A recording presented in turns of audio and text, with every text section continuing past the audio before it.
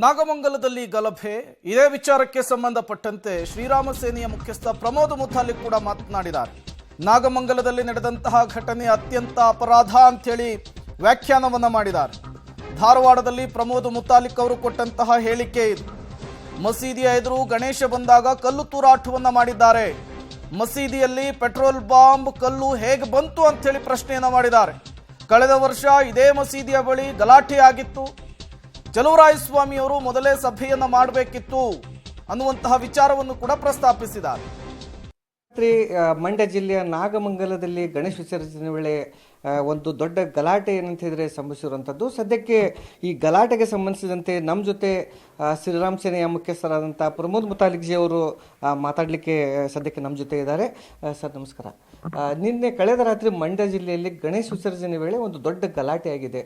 ಗಣೇಶ ವಿಸರ್ಜನೆ ಹೋಗ್ತಾ ಸಂದರ್ಭದಲ್ಲಿ ಮಸೀದಿ ಮುಂದೆ ಏನು ಮೆರವಣಿಗೆ ಹೋಗ್ತಾ ಇತ್ತು, ಆ ಸಮಯದಲ್ಲಿ ಒಂದು ಗಲಾಟೆನ ಆಗಿರುವಂಥದ್ದು. ನೋಡಿ, ಮಂಡ್ಯ ಜಿಲ್ಲೆಯ ಆ ಘಟನೆ ಏನಿದೆ ಅತ್ಯಂತ ದುರ್ಘಟನೆ, ಇದು ನಡಿಬಾರದು.